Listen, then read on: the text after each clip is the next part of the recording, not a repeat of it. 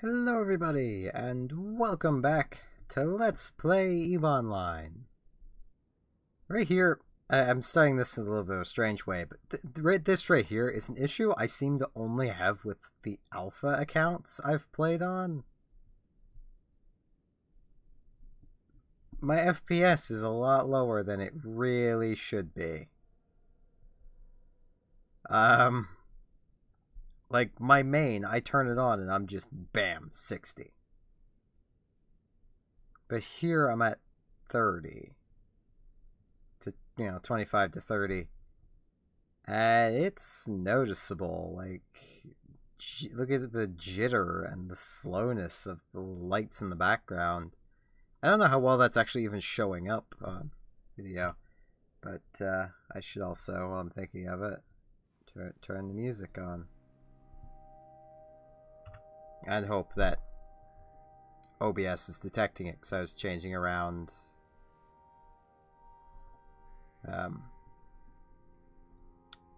changing around how the audio comes out of my OBS now.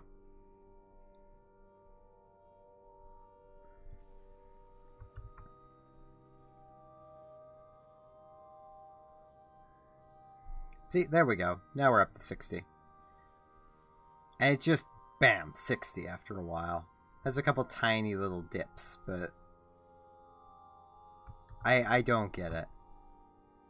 But now we're going to continue the Bloodstained Stars. Going Galante. They don't much like us. We got 8 jumps ahead of us, so let's accept and get going.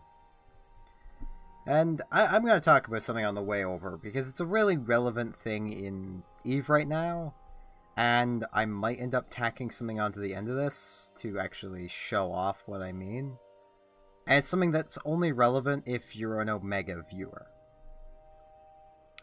Like, you're playing EVE and you are an Omega and you're trained to fly these types of ships. The type I'm referring to are Tech 3 cruisers. For reference, for newer players, they're also called strategic cruisers.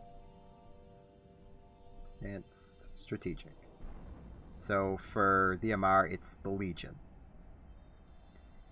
Looks fairly complicated here. They're not really once you actually get into them. It's the Legion, Tengu, Proteus, and Loki. They're getting nerfed soon. On the 11th, there's a decent-sized update that's going to be nerfing them. And I'm not happy with these nerfs at all. Because in a lot of ways, the ships are being made too weak. Now, I know I'm basically on my own here. But I find, as Tech 3 cruisers, as they are yes, a little overpowered. But there's something that everyone should know about Tech 3 cruisers. They're not the issue. See, when you lose a Tech 3 cruiser, you lose one level randomly of the skill to fly the ship. Each subsystem you have to train individually. And your subsystem level is your level of the ship. Now, let's say you lose your Legion and lose the offensive module. Now you're down 10% range, damage, and reduction in cap use for basically 4 to 5 days. Or, nowadays, you can just buy a skill injector and have that back and get some extra skills as well. See where I'm getting at here? They're not the problem. The problem came from skill injectors, because it took the risk away from Tech 3 cruiser fleets. And CCP, the developers of the game here, were hollering that the Tech 2 cruisers were not being used in favor of Tech 3. Well, yes, because Tech 2 cruisers suck. For the most part, I'm going to take a Tech 1 cruiser or a pirate cruiser over Tech 2, or even Navy.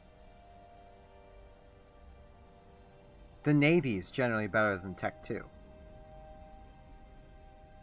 Like, if I had the choice between an Omen Navy issue and a Zealot, which is the Tech 2 Omen hull, I'm going to take the Omen Navy issue.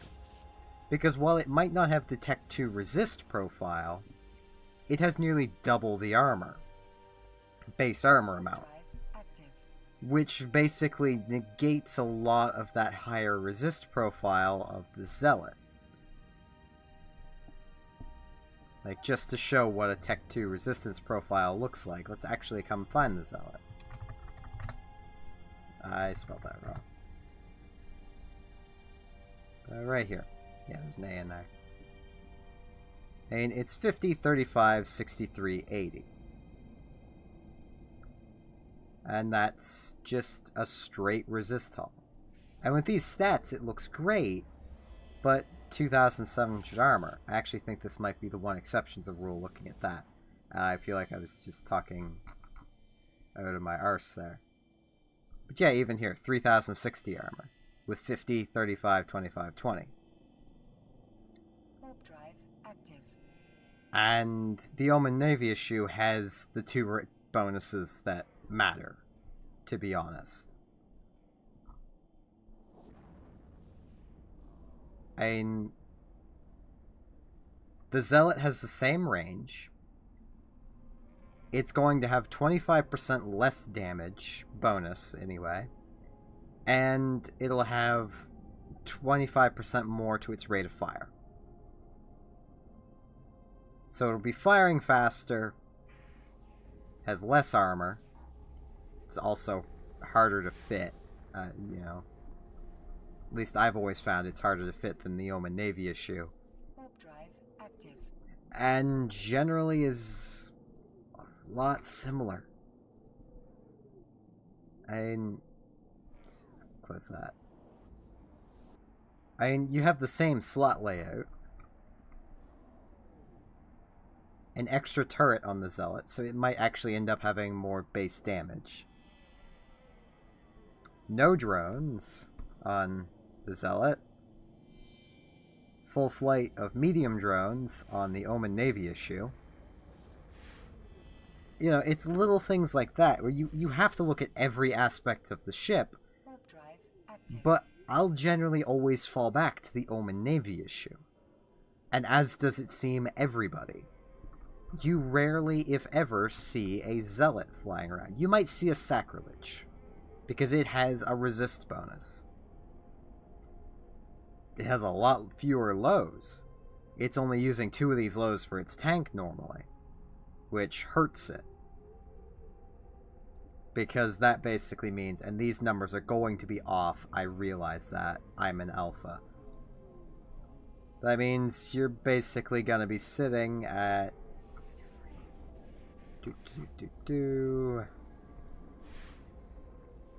12k armor. Sounds like a lot, but it's really not.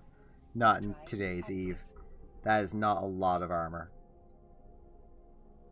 Not when, once again, on these same bad skills. Come into here. I mean, this has less fitting space. I want rolled tungsten.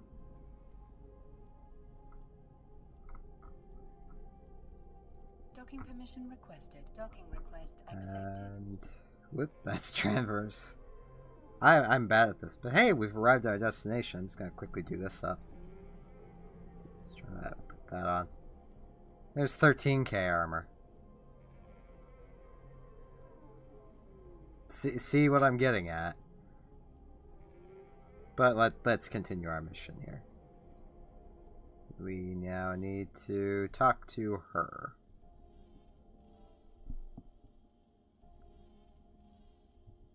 Illyria said you needed more information. There's some kind of drone problem. The system referred to a few promising capsuleers in the past, so I'm willing to give you a chance. I can't do anything else until this mess I'm dealing with has been taken care of. If you could retrieve some drones from Harrigan, that would speed things up considerably. See, every drone in the system has ceased responding to signals. That just doesn't happen with Federation technology unless all the drones have been destroyed. Our research and development team needs whatever Whatever components still exist in order to analyze the remains. Fly out there and bring back one of the drones, or any parts that might remain. Be careful, there were no signs of other ships in the system. I have no idea what destroyed our drones. Okay. First drones in the Galante-Caldari War were little more than mines with proximity detonators. Yeah, there actually used to be landmines in EVE, actually. They still exist, you just can't use them. Now, I realize for like about half this video so far, it has just been me ranting about Tech 3 cruisers. Because I care that much about them. There's so many better ways it could have been handled, but it wasn't. Like, the general way I would have fixed them would have been to just buff the Tech 2 cruisers. This makes a little more sense to me. But not gonna question CCP too much. They are the developers here. I'm yet just the lowly player. That's a bunch of Feldspar here. Turn our afterburner on, start flying this way. Swap over to radio. Can't lock those guys yet. We could lock what we're supposed to be opening, but that would be a very bad idea. Because if we shoot that, we have to cancel this mission, and I don't think we can get it again if we decline the mission.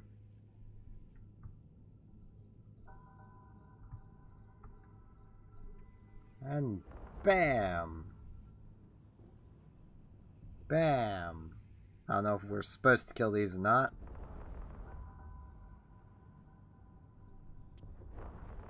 Nope. Just had to fly over here and do that. So we're done in here, basically. That was fast.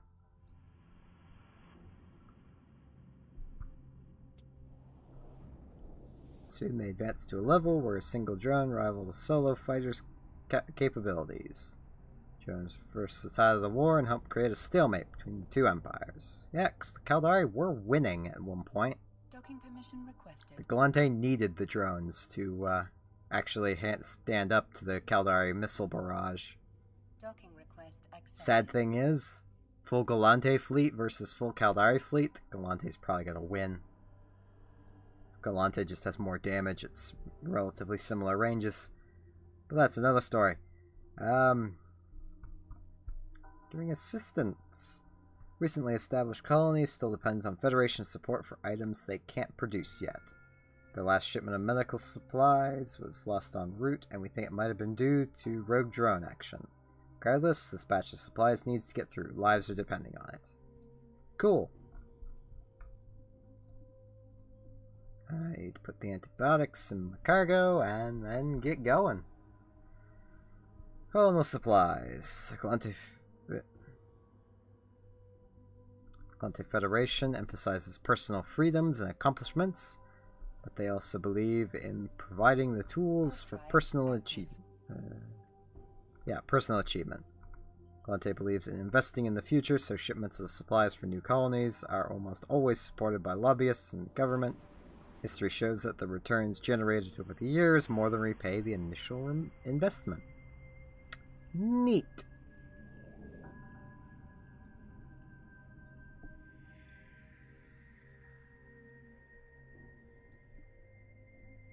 Now we need to approach the colony supply depot. This is a station. This isn't really a colony in my mind, but okay.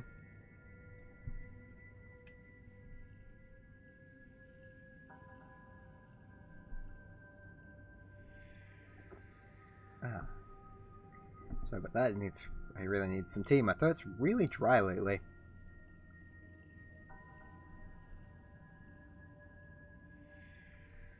No, we just kind of fly and fly and fly. But yeah, I honestly think that CCP could have handled this nerf a lot better. They should always be trying to find ways to just buff things instead of nerf things. Especially in a lore-heavy universe like EVE. Because how do you explain, lore-wise, a nerf? Oh, the Empire's just decided to start building their ships weaker. Because that makes sense.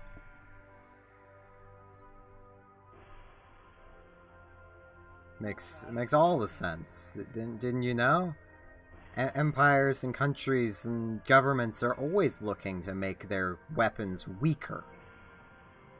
No, they're looking to make them stronger. And Eve can always kind of cop out and just go, Jovians. The Jovians weakened our ships. But really, Docking permission requested. Docking why not just accepted. the Empire's found a way to make the Tech 2 cruisers useful? And go with that.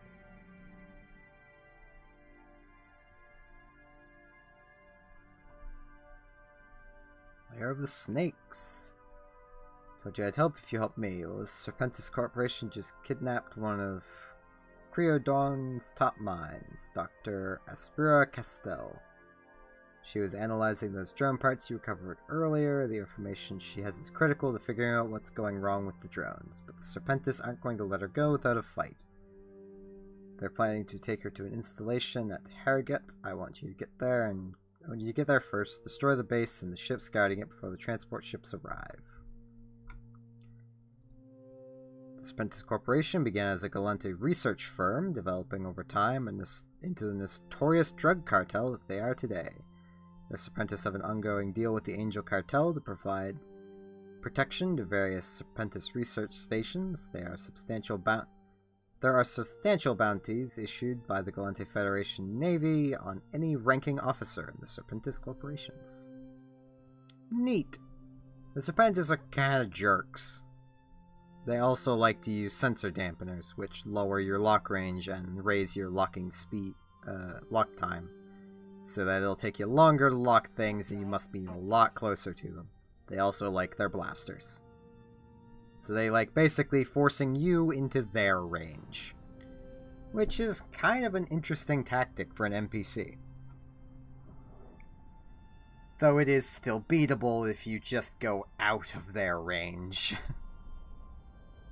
to shoot at them and never get close enough to be sensor damped.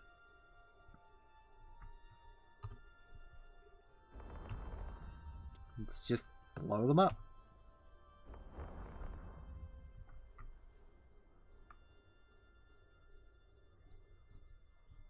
Hey, care about me. Care. Frickin' Serpentis. Care.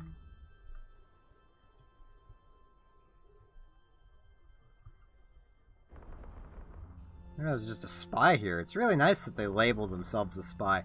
Yeah, there's a few NPC names I just kind of find funny.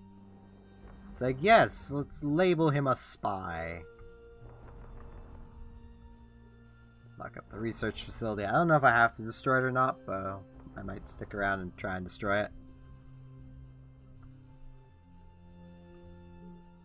Actually try shooting it.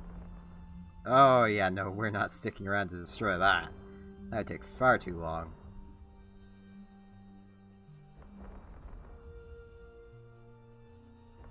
Oh, let's actually just go within 10 kilometers of it. Yep, there's a sensor damp. From the frigate, right here. Can't lock more than 4 targets. It's always great. Switch to our standard crystals.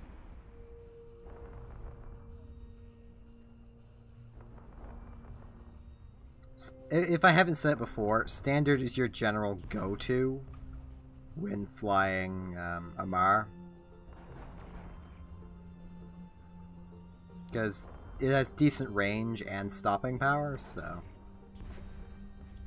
There are definitely better options for crystal, but few are as reliable as standard, because it also uses the least capacitor.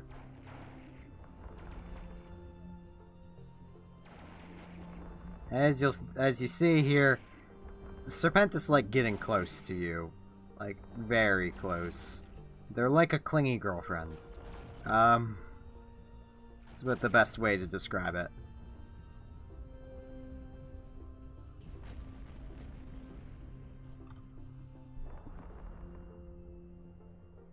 Or clingy boyfriend. Clingy anything, really. Clingy dogs. But... part of me wants to sit around here and try and blow this up. But I also know I probably shouldn't. Let's try locking that cruiser. Yeah, these damps aren't really affecting us any.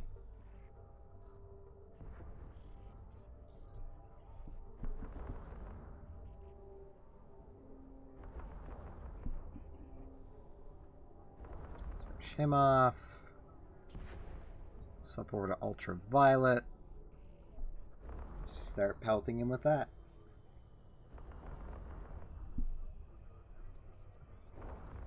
Yep, there's personnel transport.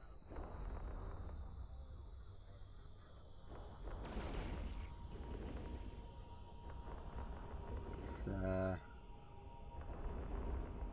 slow ourselves down a bit here. We don't want to get too far away from him too quickly. Yep, it's gone. We took too long. No, it doesn't really matter. That ship's designed to show up when you start shooting at this cruiser, I believe. So, don't worry too much about being late. Now, I want to see here. How long would I be sitting here?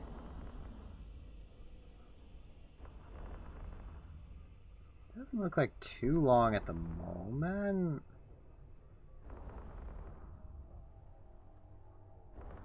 Could start getting good hits. It'd be nice.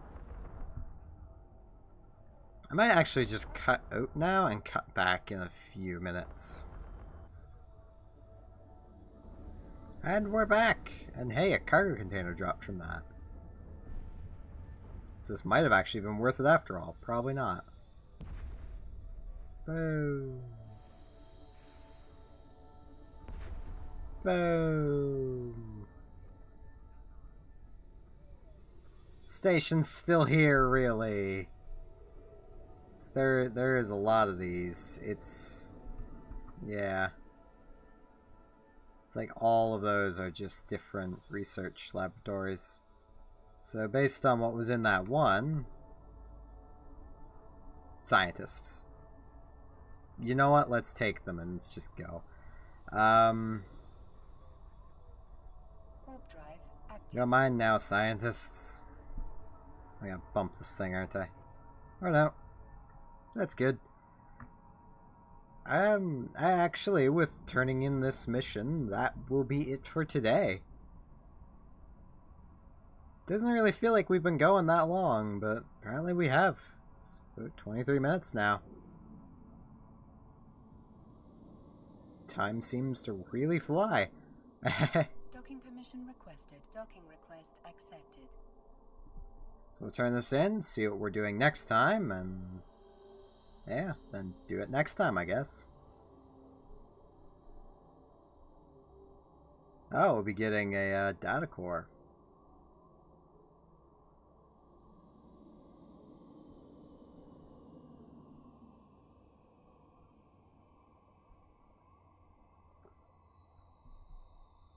Well, I thank you all very much for watching, and hope to see you then, when we go after Dr. Castile's data core, property of Creodron.